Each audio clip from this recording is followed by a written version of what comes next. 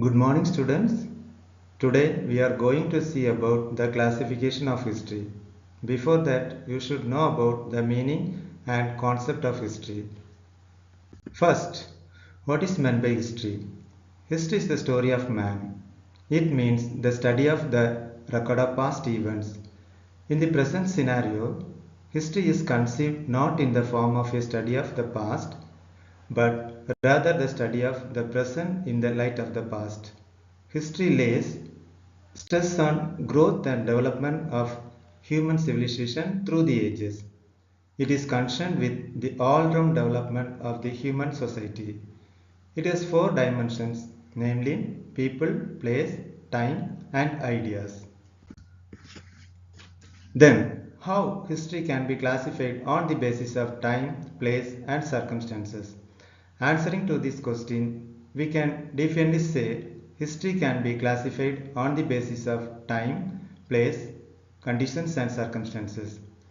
On the basis of time, history can be conveniently divided into ancient history, medieval history, modern history, and contemporary history.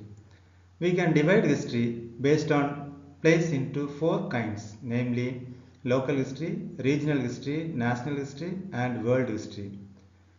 Based on conditions and circumstances, history can be studied under political, economic, religious, and social history.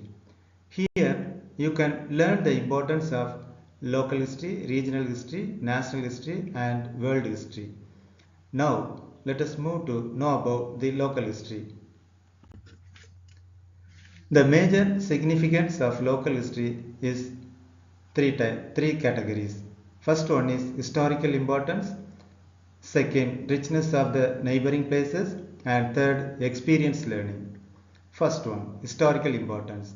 Local history is an account of the place which has some historical importance like the birthplace of king, queen, great men, the excavations, war place or place of treaty, etc. The knowledge of all these is essential and will evoke a deep interest and understanding for history.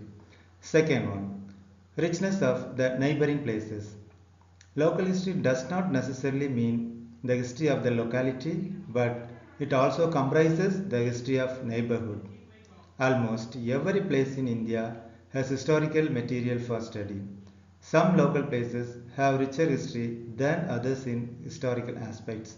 For example, Delhi, Agra, Aurangabad, and Gwalior have more historical importance than other places. But there is hardly a place in India without historical material for study. Anyway, whether a place is rich or deficient in local history, a teacher can make use of it accordingly to its importance. Third one, experiential learning. If a place has local history but has no virtual resources to show, then the students may be taken to that place to visit, by which students gain some direct experience and learn about the importance of the particular place. Okay, next, let you know the different methods that are generally adapted to the study of local history. There are four important methods that are generally adapted for the study of the local history. They are incidental method, field visit, survey, and observation. The organizing of field visits, tours, and excursion is one of the important aspects of teaching history for understanding the subject easily. A history teacher can organize visits and excursion to the place of local significance and interest.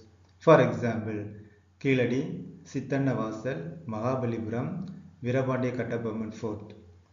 These definitely arouse interest to the student and bring him in touch with the real thing.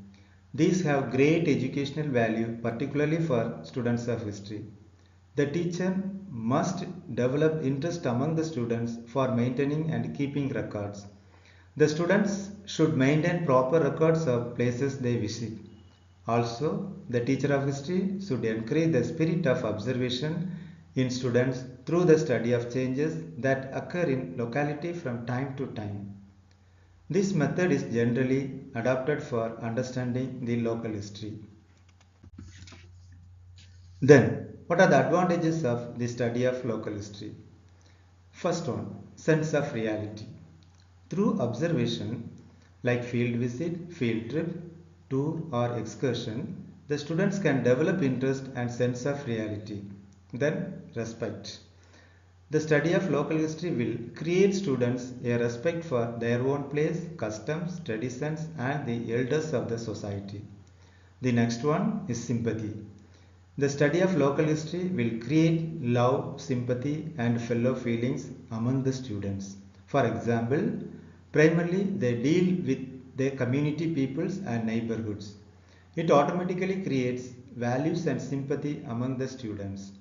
Next, research. This is one of the important advantages of studying local history.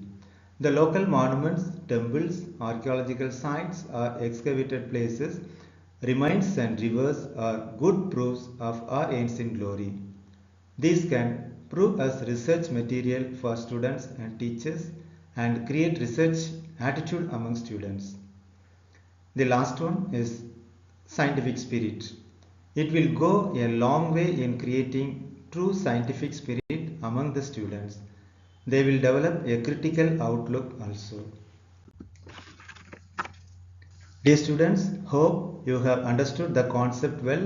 Today we have discussed the meaning of history, classifications of history, the methods adopted to study the local history and the advantages of the studying local history.